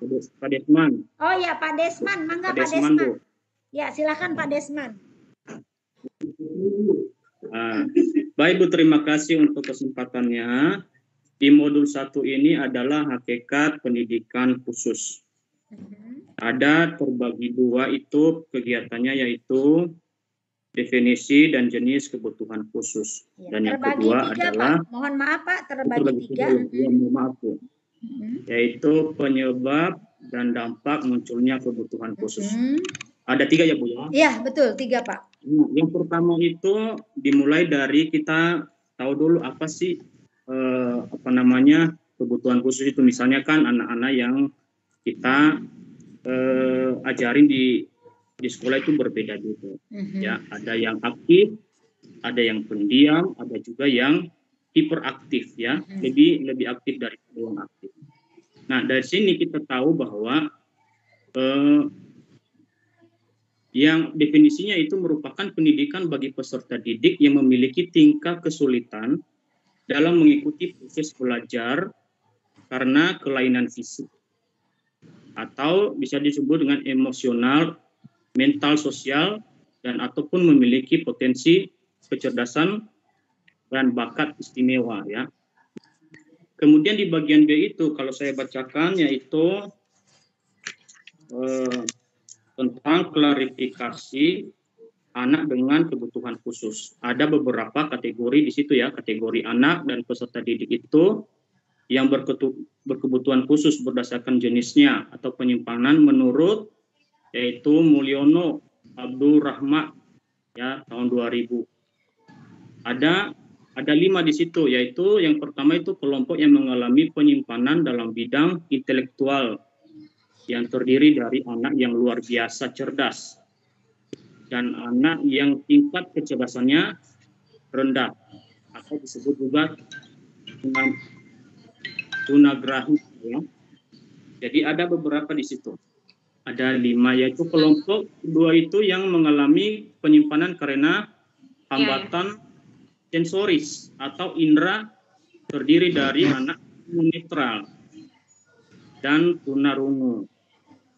Dan ketiga, kelompok anak yang mendapatkan kesulitan belajar dan gangguan komunikasi. Kemudian keempat itu kelompok anak mengalami penyimpanan perilaku yang terdiri dari anak tunalaras dan penyandang gangguan emosi termasuk autis. Dan yang terakhir itu kelompok anak yang mempunyai keluarbiasaan ganda yang sering disebut dengan tunaganda. Nah, saya mau tambahin di sini Bu tentang anak-anak yang berkelainan yang disebut tadi autis ya, sering kita juga dapatkan di sekolah kita masing-masing. Iya. Pasti semua sekolah itu pasti ada. Jadi seperti yang Ibu bilang tadi itu sekolah tidak bisa menghindar ya, karena tidak ada undang-undangnya. Jadi yang sering kita dapatkan itu yang sering autis ya Bu ya, yang hiperaktif itu. Ada juga yang autisnya yang tidak tidak terkontrol ya. Jadi sering mukul temannya, sering berantem ya. Jadi ada juga yang autis yang beda mentalnya dengan yang biasanya. Jadi dia ada pendiam dan tidak berbuat apa-apa.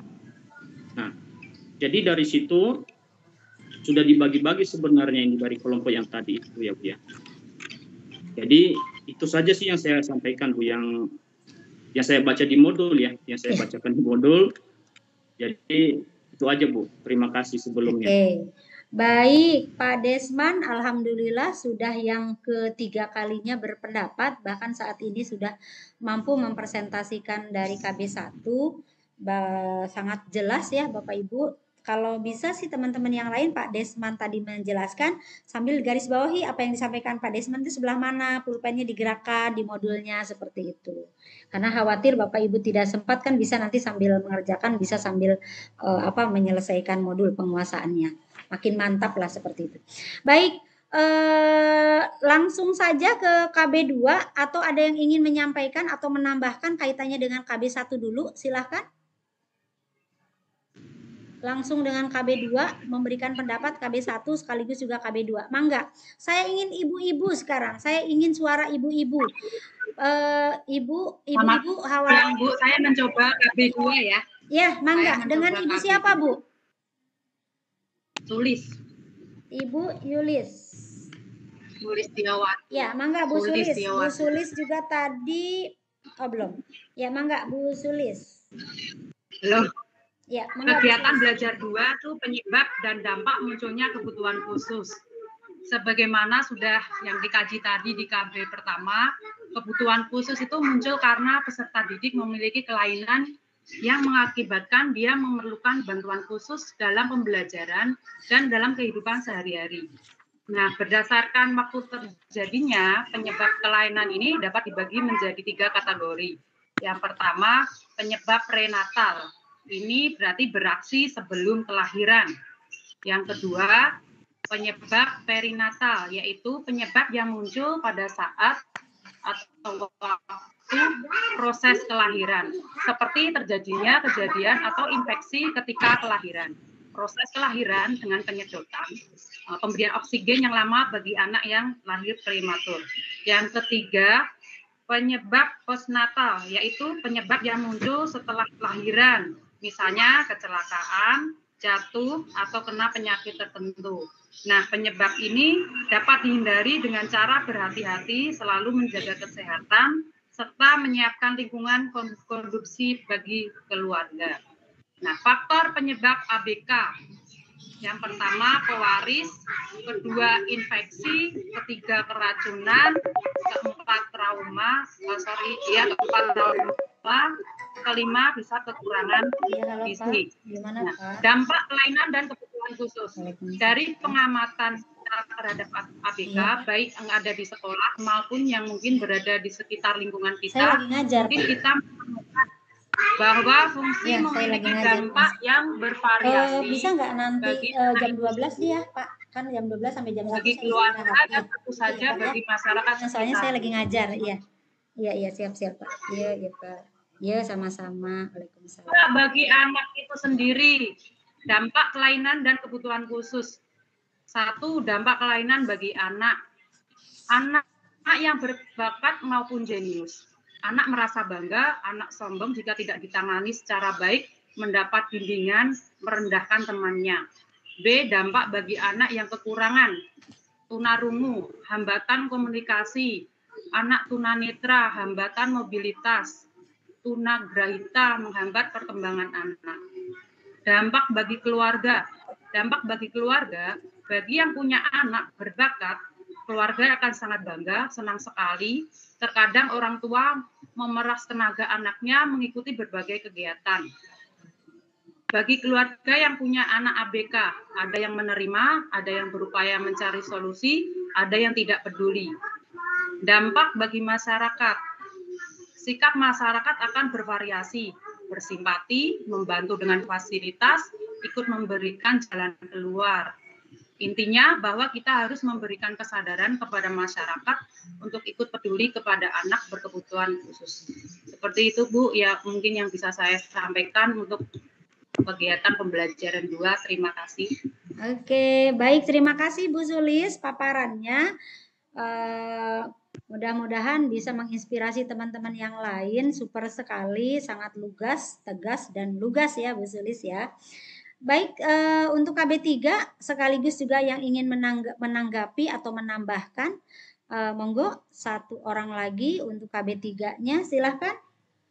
Saya masih ingin ibu-ibu nih, karena baru Bu Sulis nih yang berpendapat. Mangga ibu-ibu yang lain silahkan. Halo, Ibu Kartini, mangga. Silahkan Ibu, sepertinya ada yang sudah mulai kresek-kresek bersiap, monggo. Ibu, saya coba ya Ibu. Silakan Ibu, dengan Ibu siapa Bu? Nama saya Lia Musdalifah. Oke, Ibu Lia Musdalifah. Saya akan mencoba. Iya. Saya akan mencoba pada modul 1 yaitu KB3. Kebutuhan serta hak dan kewajiban anak berkebutuhan khusus. Ya, pada dasarnya kebutuhan penyandang kelainan dapat dikelompokkan menjadi 3, yaitu kebutuhan fisik, kebutuhan sosial, emosional, dan kebutuhan pendidikan. Kebutuhan fisik atau kesehatan berkaitan dengan sarana atau fasilitas yang dibutuhkan berkaitan dengan kondisi fisik atau kesehatan penyandang kelainan, seperti tongkat atau alat bantu dengar, lift atau jalan miring sebagai pengganti tangga, dan pelayanan kesehatan secara khusus. Kebutuhan sosial emosional berkaitan dengan bantuan yang diperlukan oleh penyandang kelainan dalam berinteraksi dengan lingkungan. Ya. Dengan lingkungan ya Bu ya. Kemudian kebutuhan sosial emosional dan terutama ketika menghadapi masa-masa penting dalam hidup seperti masa remaja, masa perkawinan, atau mempunyai bayi. Sedangkan kebutuhan pendidikan berkaitan dengan bantuan pendidikan khusus yang diperlukan sesuai dengan jenis kelainannya masing-masing. Seperti itu Ibu kurang lebih. Sedangkan dari itu juga para penyandang kelainan juga mempunyai hak dan kewajiban yang sama dengan warga negara yang lainnya. Yaitu ya haknya antara lain adalah hak untuk mendapatkan pendidikan, hak untuk mendapatkan jaminan sosial, hak untuk menggunakan fasilitas umum, serta hak untuk mendapatkan pekerjaan.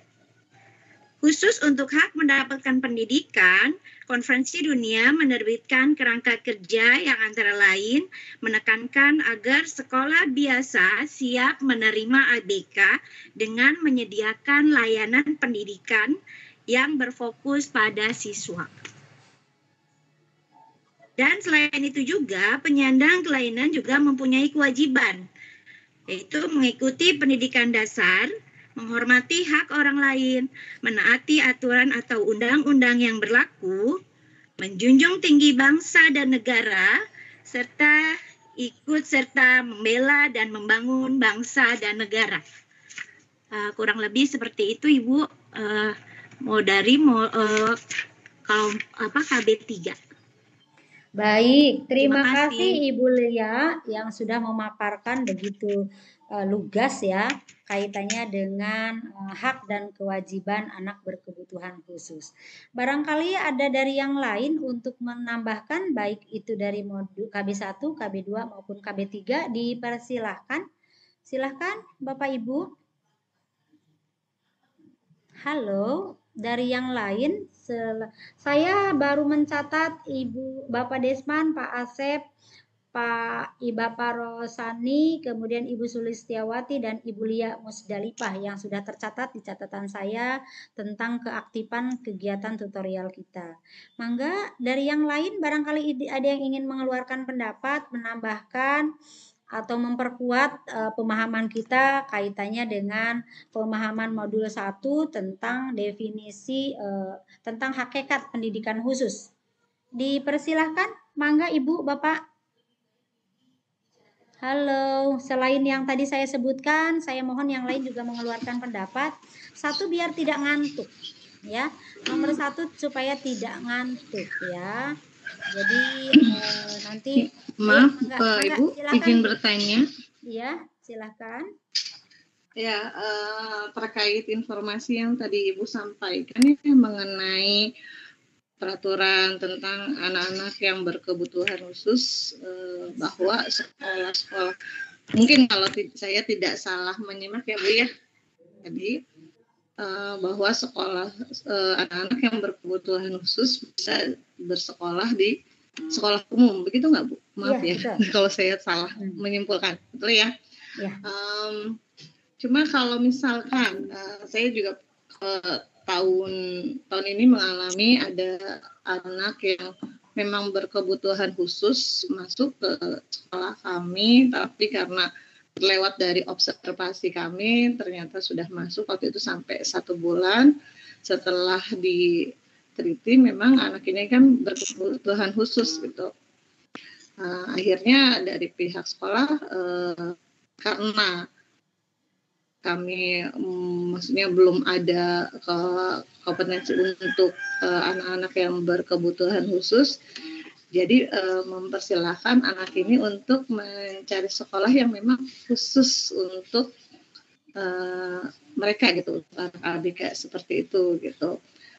Mungkin kalau jenis ABK-nya dalam anak yang berkesulitan belajar itu pasti di setiap sekolah ada atau di setiap kelas ada ya. Tapi kalau yang saya alami ini anak ABK yang seperti anak autis atau dia juga bisa dibilang dalam golongan Gunalarah ya. Gitu. Nah, kalau menurut Ibu, sikap kami yang seperti itu sekolah bagaimana gitu? Karena kami merasa khawatirnya nanti dari orang tua kan menitipkan ke sekolah agar anaknya bisa seperti anak-anaknya yang lain, tapi karena kami tidak ada kompeten ke arah sana, kami khawatir tidak mencapai apa yang diharapkan dari orang tua tersebut gitu. Nah, aja Bu. Baik, terima kasih Ibu Siti Maisaroh ya Bu ya. Oke, Bu ada yang mau menanggapi? Oke, silakan. Ada yang mau menanggapi? Satu orang saja. Silakan. Ibu, maaf, saya ingin bertanya. Oh, bertanya lagi. Berarti nambah pertanyaan, mau bukan menanggapi. Dengan Ibu siapa Bu? Ibu Ria. Nyambung sih dengan Ibu Ria Fahria. Iya, Ibu Ria Fahria. Ya, Ibu, kebetulan di sekolah kami itu menerima anak ABK. Dan saya pun ikut guru ABK. Yang saya ingin tanyakan, di sekolah kami sih memang sudah ada guru ABK. Dia hanya seminggu 2 kali. Kemudian di setiap harinya anak itu masuk di kelas saya gitu. Betul. Nah, tugas saya itu kan pasti berbagi dengan anak yang lainnya. Yang satu harus fokus dengan anak yang ABK, yang satu dengan anak-anak lain. Nah, saya sulit banyak kendala gitu Bu, karena anak ABK ini satu dia tidak bisa berbicara dan kedua dia autis. Tuh. Benar-benar benar-benar kesulitan untuk menanggapi anak ini. Terus bagi menurut Ibu, saya harus bagaimana gitu Bu, sebagai guru yang ada anak ABK-nya? Apakah harus sama dengan anak-anak yang lainnya, ataukah harus sendiri untuk mengajarkan anak tersebut? Gitu Bu. Terima kasih. Baik. Karena waktu ya, mohon maaf mungkin untuk pertanyaan yang lain tidak diberikan kesempatan, waktu kita tinggal 7 menit, jadi sekaligus saya ingin memberikan penguatan kaitannya dengan pemahaman modul modul 1 ini. Tapi sebelum ke sana saya ingin menanggapi pertanyaan yang dilontarkan oleh Ibu Siti Maisaroh dan Ibu Ria yang hampir mirip. Bahkan kalau Bu Siti Maisaroh hanya bertahan 1 bulan, lalu anak itu diminta pindah dan berhasil pindah ya Ibu ya. Ya, kalau Ibu Ria sampai saat ini apalagi sudah ditunjuk sebagai salah satu sekolah inklusi. Baik, Bapak Ibu, sebetulnya pemerintah kita itu sudah menetapkan peraturan atau keputusan menteri, ya keputusan menteri nomor berapa tadi ya saya lupa, tahun 2009 itu bahwa sekolah negeri biasa ya maupun SMP negeri biasa, peraturan Kementerian nomor 70 tahun 2009 tentang pendidikan inklusi bagi peserta didik yang mempunyai kelainan dan mempunyai potensi kecerdasan atau bakat istimewa terbatas pada SD dan negeri saja dulu ya. Nah, dari peraturan tersebut kalau kita terjemahkan atau kalau kita pelajari bahwa sejak tahun 2009 sekolah negeri sudah diwajibkan menerima anak disabel apabila anak tersebut memang tidak mampu untuk sekolah di SLB atau ke tempat SLB yang sangat jauh atau mungkin yang mahal. Misalnya gini, kasusnya Ibu Siti Maisaroh, anak tersebut mungkin autis atau apa Bu kelainannya? Iya, autis Bu. Ya, kalau orang tuanya menyadari orang tuanya menyadari dan mampu untuk mengeluarkan biayanya, baik itu transportasi, biaya pendidikan yang lain, mungkin tidak ada masalah. Nah, tetapi bagaimana dengan anak yang dilahirkan sudah dia memiliki keistimewaan, lalu dilahirkan dengan ekonomi yang orang tuanya tidak mampu. Artinya dia tidak mampu secara ekonomi untuk memberikan transport ke tempat SLB yang terdekat, tetapi tetap harus transport, ditambah lagi SPP-nya atau mungkin uang biaya pendidikannya Maka kita mulai tahun 2009 semua sekolah negeri SD dan SMP wajib harus karena mendukung program belajar 9 tahun. Nah, dukungan terhadap belajar 9 tahun itu termasuk anak-anak luar biasa.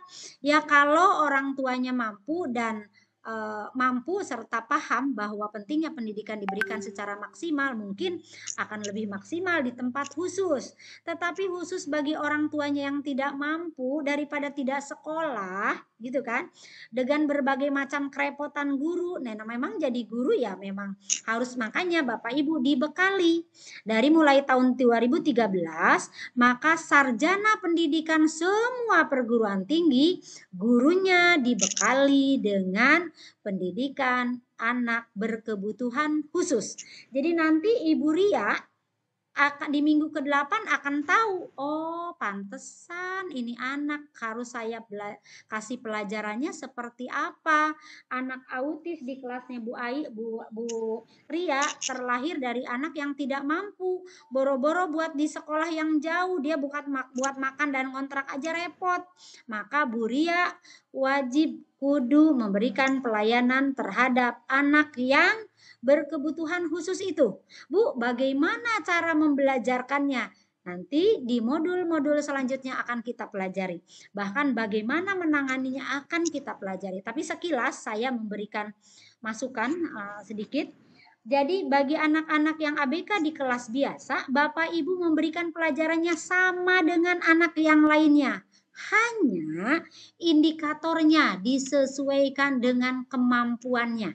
Misal, autisnya bukan autis yang cerdas. Kalau autis yang cerdas, insya Allah bisa. Tapi autis ada juga anak yang justru menarik diri, diam. Nah, boro-boro diperkenalkan huruf, dia diem aja 1000 bahasa. Ya, maka untuk anak yang seperti itu Bapak Ibu harus memiliki indikator yang lebih rendah dibandingkan dengan indikator yang lainnya. KD-nya sama, kompetensi dasarnya sama. Bu, bagaimana cara belajarnya? Cara belajarnya disesuaikan dengan kebutuhan anak tersebut. Misal, anak autis, anak tunagrahita aja. Misalnya anak tunagrahita itu dia cukup bisa dia bisa masang baju, masang kancing atau gimana ya? Keterampilan motorik halusnya gitu ya, tidak bisa menulis gitu nggak bisa. Maka khusus anak tunagrahita itu dalam tema yang sama, KD yang sama, indikatornya dibedakan.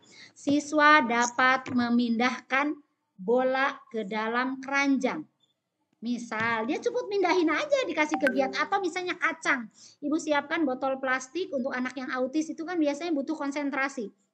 Maka ibu siapkan 1 buah botol plastik lalu diisi. Anak itu selama pelajaran sudah masukkan aja kacang hijau ke dalam terus nak sampai habis. Biasanya kalau ada anak autis itu nurut.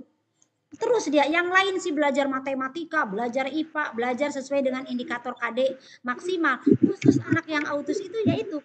Nah, polanya, caranya spesifik dan itu dilakukan oleh guru kelas. Tidak membiarkan. Misalnya ini anak senangnya ke gambar, anak autis ini senangnya ke gambar, kita suruh menggambar supaya anak itu tidak mengganggu pembelajarannya. Jadi itulah guru harus memberikan pembelajaran yang berdiferensiasi. Yang sekarang kata-kata di Merdeka Belajar itu kan berdiferensiasi, memberikan pembelajaran sesuai dengan karakter anak. Makanya Bapak Ibu diberikan bekalnya. Ya mungkin kemarin si Bu Ria nih, sekarang dari belakang, aduh capek bener nih anak, sudah biarin aja lah, yang penting mah dorong-dorong baik naik sampai kelas 6. Nah, nanti kalau sudah dapat pelajaran mata kuliah ini tidak akan lagi seperti itu. Tapi bagaimana memaksimalkan anak tersebut? Waktu kita tinggal 1 menit, jadi jawabannya hanya itu dulu. Nanti kita akan kupas lebih banyak lagi. Baik Bapak Ibu, untuk memberikan penguatan kaitannya dengan modul 1 ini, tadi sudah dipaparkan bahwa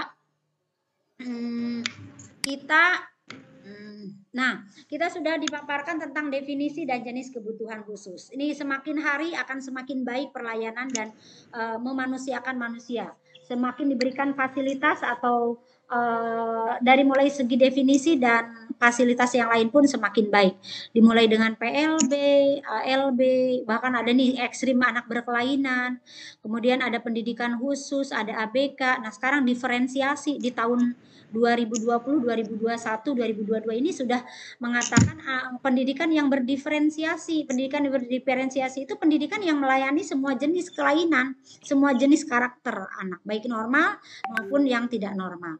Kemudian tadi juga sudah dipaparkan ada jenis kelainan, ada yang di bawah normal nih, ada tunanetra, bagi yang tidak bisa mendengar, ada tunarungu, ada gangguan komunikasi, tunagrahita, tunadaksa, tunalaras yang mungkin ada di setiap sekolah, ada kesulitan belajar pasti ada di setiap sekolah, ada tunaganda, tadi yang anaknya Bu Ria sudah autis, dia sudah autis lalu tidak bisa bicara pula, atau tunarungu pula.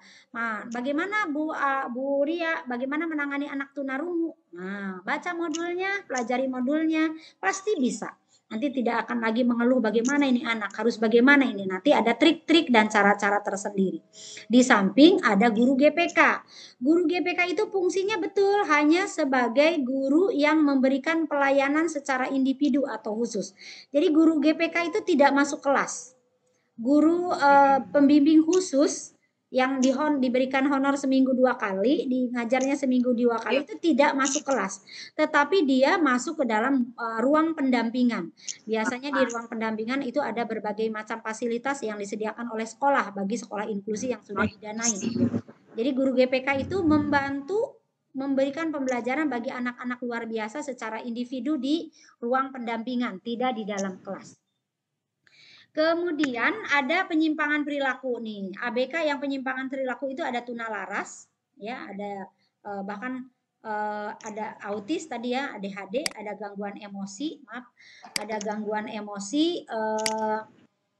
Kemudian tadi tunaganda sudah ya. Nah, selanjutnya di KB2 kita KB2 berarti yang ini nih. Bentar. Terkonsentrasi pengen buru-buru nih, mohon maaf. Nah, ini KB2. Di KB2 tadi Ibu Lia ya. Ibu Lia Musdalifah sudah memaparkan tentang mengapa bisa terjadi anak ABK. Ibu Lia ketiga. Hah? Oh, Ibu Sulis berarti ya. Ibu Sulis. Ya, Bu Sulis. Ibu Sulis memaparkan tentang penyebab terjadinya. Nah, penyebab terjadinya bisa karena sebelum dilahirkan, artinya masih dalam kandungan.